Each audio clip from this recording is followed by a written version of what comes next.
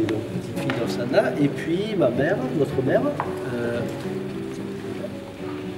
mère, qui Rose-Marie Zapotia. Donc en fait, c'est la fille, c'est sa fille, c'est sa fille. Ça se voit, hein? Oui, ils se ressemblent, c'est incroyable, incroyable. Donc incroyable. Notre présence ici en fait traduit une double continuité. C'est-à-dire que notre grand-mère a été honorée ici il y a déjà une dizaine d'années par le président Vauzel, et donc de son vivant. Et puis aujourd'hui qu'elle est partie, qu'elle nous a quittés, grâce à Francine, elle est à nouveau sur les cimaises de l'hôtel de région, et elle a été honorée par le président Muselier. Donc c'est-à-dire que la continuité politique à Marseille sur le cas arménien, sur la défense de la cause arménienne, est une réalité, ce qui est un point important. La deuxième continuité dont je veux parler, c'est celle de la vie et de la transmission. C'est-à-dire que ce qu'a vécu notre grand-mère, elle a voulu le transmettre durant son vivant, et c'est tout à fait remarquable d'avoir des personnes comme Francine qui reprennent justement cette cause et qui la généralisent à tous les génocides, de manière à bien comprendre que la transmission, c'est le travail de tout le monde, de nous tous en fait, et quels que soient les génocides. C'est ça le point.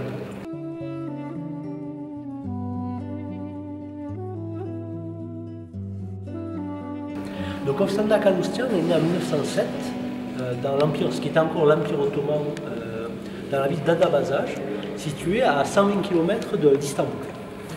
C'est une ville dans laquelle les Arméniens étaient majoritaires par le fait qu'ils avaient fondé la ville. C'est la seule ville, on va dire, de Turquie occidentale fondée par les Arméniens il y a 5 siècles de cela. Et puis un dimanche, donc notre grand-mère raconte, puisqu'au moment du génocide, elle avait 7 ans, au début du génocide, et donc elle se souvient de sa vie d'avant le génocide, de pendant le génocide et d'après le génocide. Donc un dimanche, elle se souvient que sa mère est rentrée à la maison, et elle a dit, voilà, le prêtre vient de dire que nous devons vider la ville. Donc une ville de 25 000 personnes devait être vidée en 3 jours. Je ne sais pas si vous imaginez ce que c'est. Et donc en 3 jours, la ville a été vidée. Donc cela a marché, et on va dire par chance, entre guillemets, notre grand-mère se trouvait dans une partie périphérique de la ville. Toute la famille s'est rassemblée au centre, et ils ne sont partis que le dernier jour.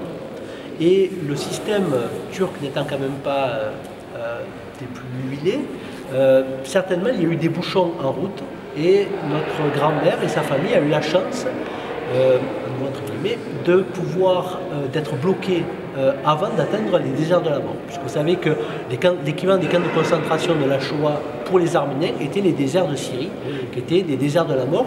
Donc ils rentraient dans ces déserts, on ne leur donnait pas à boire ni à manger, et bien sûr, par évaporation naturelle, il n'y avait plus grand monde à la sortie des déserts.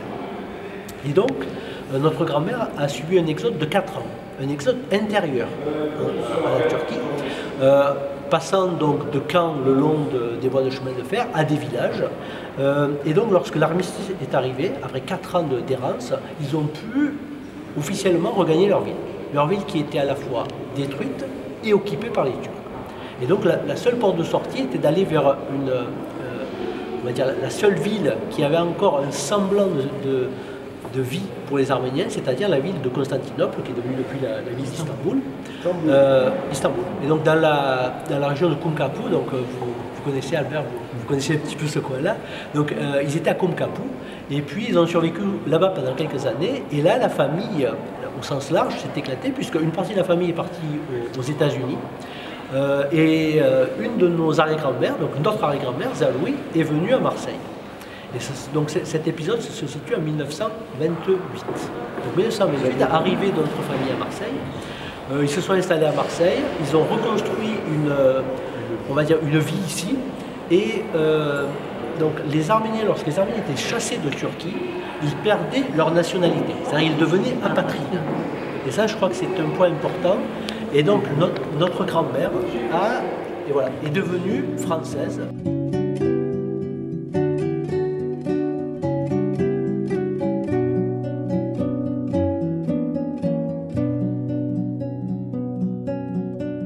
Je vous ai dit, en 2005, France 2 s'est enfin décidé à faire un vrai reportage sur le génocide des Arméniens. Et donc notre grand-mère a été le fil conducteur. Alors pourquoi notre grand-mère? Parce que donc en 2005, elle avait 98 ans, vous vous rendez bien compte, et donc elle a, pardon, 80... oui, 98. Non. 92 ans. 92 ans. 90. Donc elle avait 92 ans, et à 92 ans, elle a décidé de témoigner. Et en fait, là, je vais rappeler la phrase qui a été reprise à plusieurs reprises. À partir de ce moment-là, elle a utilisé une phrase qui était tout à fait symptomatique. Elle a dit « Si Dieu m'a laissé en vie, c'est pour que je raconte ». Et je crois qu'en une phrase, tout est résumé. C'est-à-dire qu'il arrive un moment où, quelle que soit votre pudeur, quel que soit le refoulé que vous avez, ben, il faut parler. Et donc, notre grand-mère a décidé de parler, et elle a bien parlé. Elle s'est exprimée longuement dans beaucoup de médias. Et je crois que c'est un point important que de laisser des traces. Donc pour les Juifs, cette trace-là a été fort heureusement sanctuarisée avec énormément de travail qui ont été faits par le musée de l'Holocauste ou des organismes comme ça qui ont recueilli les témoignages. Chez les Arméniens, c'est beaucoup plus rare et je crois que c'est important de conserver cette trace-là. Parce qu'un témoin, il a vécu les choses. Le témoin, c'est le seul qui peut dire « j'y étais ». L'historien va dire oui, il y a eu ces événements qui ont amené à cela. Mais le témoin, lui, il a dit ben, moi j'y étais. Et donc notre grand-mère, comme elle nous le disait, ce qui s'est passé, ben, en fait, vous ne pouvez pas le comprendre. Pourtant, on était ses enfants et petits-enfants. Elle a dit vous ne pouvez pas le comprendre. Alors, elle a raconté, mais c'était certainement un cran au-dessus. Et je sais que c'est exactement les mêmes paroles qu'on entend chez les survivants de la Shoah. C'est exactement les mêmes paroles. Est-ce que chez les Arméniens, il y a un terme précis en arménien qui indique ce génocide? Puisque alors, chez les Juifs, il y a la Shoah, chez d'autres, il y a la Nakba, chez d'autres, etc. Oui.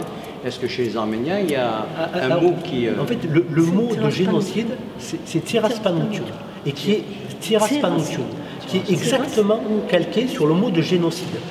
Tser, c'est la race, l'ethnie, et Spanoutoun, Spanel, c'est tuer une race. Et je ne sais pas si, bon, vous êtes bien sûr tous au courant de l'invention du mot génocide par Raphaël Lemkin. Donc Raphaël Lemkin l'a créé, en fait, si vous regardez bien l'histoire, non pas sur l'exemple de la Shoah, puisque la Shoah était en train de se faire. Il l'a créé sur l'exemple du génocide des Arméniens. Et donc, ceci pour vous montrer le lien qu'il y a entre l'histoire des Arméniens et l'histoire des Juifs. C'est-à-dire que le mot de génocide, ce n'est pas un mot qui est sorti de nulle part. Il y a très peu de peuples qui ont vécu ce qui s'appelle un génocide, qui est une volonté politique d'un État d'éradiquer tout ou partie de son peuple. De son peuple, parce que les Juifs étaient français, les Juifs étaient allemands, les Arméniens étaient turcs, enfin, étaient ottomans. Voilà. Et ça, je crois que c'est quelque chose qui est particulièrement prégnant. Donc, 2005, lorsqu'elle a décidé de raconter, de transmettre, donc elle a eu de nombreuses actions, et une des actions, je crois, qui a été très importante, ça a été avec le camp des Milles, que vous connaissez tous, qui est le seul camp d'internement encore debout, en état, et qui se trouve dans notre région. Et donc, dans le camp des Milles, c'est pour ça que tous les travaux faits au camp des Milles, par Francine, par nous, se rejoignent. C'est-à-dire la transmission ne se fait que lorsqu'on regarde l'universalité du génocide. C'est-à-dire, effectivement, chaque génocide est unique, mais ça touche à l'universel, puisque l'ensemble des peuples de ces peuples-là, ont été, en tout cas, en grande partie éradiqués, et tués, et massacrés. Et les biens culturels détruits également. Et donc, au camp des Milles, ce qui s'est passé, c'est que ils ont fait donc une longue interview de notre grand-mère, de manière à pouvoir rapporter sa parole. Et en fait, la parole de notre grand-mère a été diverse. Elle a été de parler aux médias, mais elle a été également d'écrire des poèmes. Et ça, je crois que c'est très important de le noter. D'ailleurs, notre mère va lire un de ses poèmes. Donc, il se trouve que, en fait, notre grand-mère a écrit pendant, depuis qu'elle est partie à la retraite des poèmes, et donc pour ses 100 ans, on a édité un livre 100 poèmes pour 100 ans, en fait, puisqu'elle avait 100 ans, et donc 100 poèmes ont été édités pour 100 ans. Et derrière, il y a sa photo qui a été prise lorsqu'elle a obtenu son diplôme à Istanbul. Voilà. Et donc, en fait, c'est la seule photo qu'elle a ramenée. C'est celle qui est au milieu? C'est celle qui est au milieu là. Avec le halo. Voilà, avec le halo. C'est celle-là, à quelques années d'écart. C'est pareil, hein, il n'a pas changé. Vous voyez, il y a une ressemblance quand même. Et donc, maman va vous lire un extrait d'un de ses poèmes. Alors, c'est un poème sur la ville d'Adabazal. Elle va lire quelques phrases en arménien. Juste un petit peu, et puis après, elle lira en français. Pour comme ça, vous entendez la sonorité de la langue arménienne. Je crois que c'est important.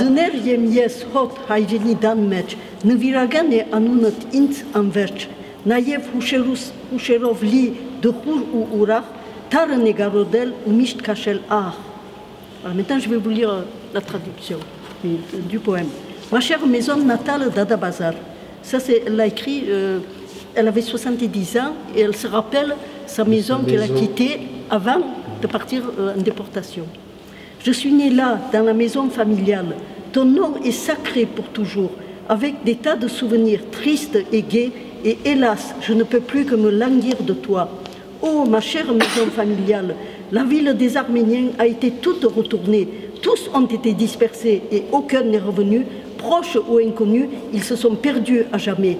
Je me souviens de l'école de mon enfance, dans la cour de l'église Soklu Savoric, l'école maternelle mixte, côtoyer les classes des plus grands, séparées en filles et garçons. Tous les matins, heureuse et insouciante, tenant mes livres fièrement, je traversais vers une courte et étroite rue et en courant, j'arrivais à mon école d'un pas joyeux. Ces 12 jours ne sont plus qu'un rêve. Et lorsque j'y songe parfois, je cherche en vain ces instants heureux. Où sont-ils donc partis? Dans ma maison natale, emplie de joie, mon enfance se passait chaleureusement, avec l'affection de mon père, de ma mère et de mon frère dans notre maison familiale. Pour tout dire, j'étais satisfaite de ma vie. Je ne manquais vraiment de rien. Les jours heureux sont passés et les jours malheureux sont venus. Nous avons dû laisser notre maison sans ses maîtres. Pendant 4 ans, le cœur triste, nous nous sommes languis de notre maison. Ce fut alors l'exode et nous avons pris la route avec, pour tout bagage, le baluchon des déportés. Nous n'avions aucun répit, constamment poussés plus loin. Mais au bout du compte, nous avons pu rentrer vivants. Tu avais été dépouillé de tes portes et de tes fenêtres. Il fallut t'abandonner à nouveau. Mais même aujourd'hui, je rêve toujours de toi. Bravo. Elle a écrit ça. C'est drôle parce que vous parlez avec l'accent marseillais. Je suis née à Marseille. Je suis née à Marseille. J'ai grandi à Marseille. J'ai fait mes études à Marseille. J'ai travaillé à Marseille. Quand vous parlez arménien avec l'accent marseillais, c'est quelque chose d'unique. Vous n'avez jamais entendu quelqu'un parler yiddish avec l'accent marseillais? Ça doit être intéressant. Dans quel quartier de Marseille? À Beaumont, j'ai grandi. J'avais 2 mois quand mes parents sont allés à Beaumont. Mais ils ont travaillé énormément. Ils avaient une épicerie. Tous les Arméniens ont travaillé. Il a travaillé. Je ne les voyais pas. Ma maman, je ne la voyais pas. Je la voyais que le dimanche après-midi. Elle partait le matin à 7h, elle rentrait à 9h le soir. Je la voyais que le dimanche après-midi.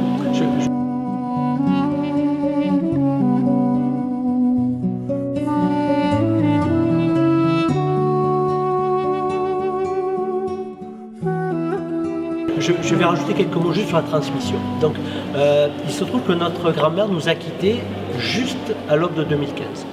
C'est-à-dire que 2015 était le centenaire du génocide des Arméniens, et malheureusement, elle nous a quittés en septembre, alors qu'elle avait encore tant de choses à dire. Et lorsqu'elle nous a quittés... Elle avait 106 ans. Hein. Elle avait 106 ans, presque 107 ans. En fait, on dit presque 107 ans parce que c'était à 2 mois de son anniversaire. Et elle nous a quittés avec ce qu'elle avait de plus cher, parce qu'elle a dit, moi j'ai 2 choses qui sont les plus chères, ce sont mes jambes et ma tête. Et donc elle était toujours sur ses jambes et elle avait toujours sa tête. Et donc ça, je crois que c'est une grande fierté. Et donc lorsqu'elle nous a quittés, à l'aube de 2015, donc en 2015, il y a eu beaucoup d'événements pour célébrer le centenaire du génocide des Arméniens. Et puis notre grand-mère, voilà, son portrait a été repris, sa photo a été reprise ici et là. Et puis un jour, ma sœur sur Internet voit une peinture faite d'après la photo de notre grand-mère. Et là, on s'est dit, mais d'où ça vient? Et donc c'est cette photo. Donc voilà, on voit aujourd'hui, pour la première fois, en vrai, la photo qu'on a vue, mais alors de partout sur Internet. Et donc Francine, qui est là, on l'a contacté par email. On a dit, peut-être. Donc, et Francine, on lui a dit, mais c'est absolument remarquable d'avoir fait notre grand-mère, d'avoir fait Mémé. Et puis donc elle a commencé on a commencé à interagir par email, à échanger par email. Et puis quand aujourd'hui, fort heureusement, cette occasion nous a été donnée de nous rencontrer, ben voilà, en fait on a passé la journée ensemble, c'est tous ensemble, ça a permis de discuter de beaucoup de choses, d'échanger.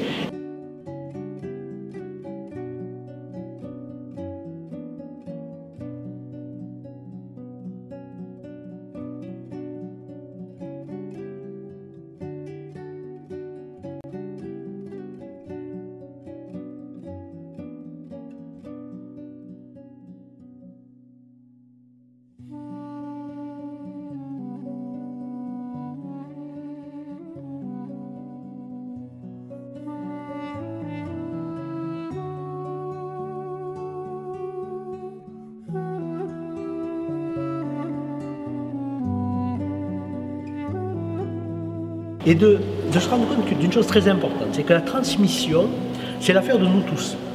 C'est pas l'affaire de quelques-uns, c'est vraiment l'affaire de nous tous. Et donc cette transmission, notre grand-mère l'a fait aussi au camp d'Émile.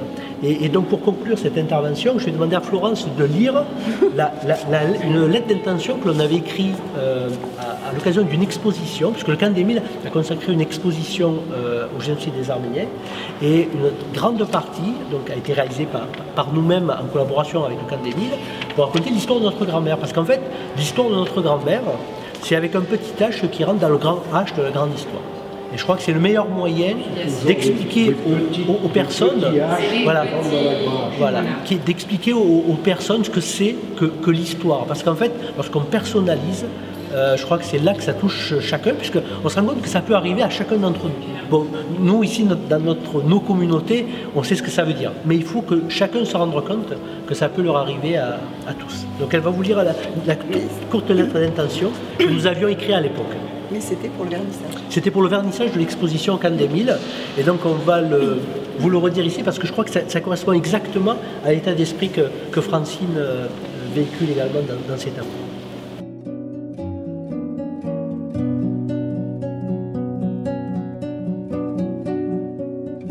Ovsanna, notre grand-mère, aimait la vie par-dessus tout. Elle a traversé plus d'un siècle, le XXe et le début du XXIe. Ses premiers pas dans les rues riantes d'Adabazar, dans le lointain empire ottoman, se sont tus un matin de printemps 1915. Elle a dû tout abandonner. Son seul tort était d'être arménienne. Le génocide des Arméniens venait de commencer. Nous, descendants de survivants d'un génocide, nous naissons avec, nous vivons avec. Arméniens, juifs, tziganes, tutsis du Rwanda, notre histoire n'est pas la même, mais nous avons une souffrance commune. À la genèse de cette exposition au camp d'Émile, Ovsanna était là. Mais à l'aube de cette année, symbole du centenaire du génocide, elle s'est absentée, discrètement, comme elle a toujours vécu. Comme elle le disait avec détermination, « Si Dieu m'a laissé en vie, c'est pour que je raconte. » Alors nous racontons, pour elle, pour nous et pour vous. Bravo. Merci.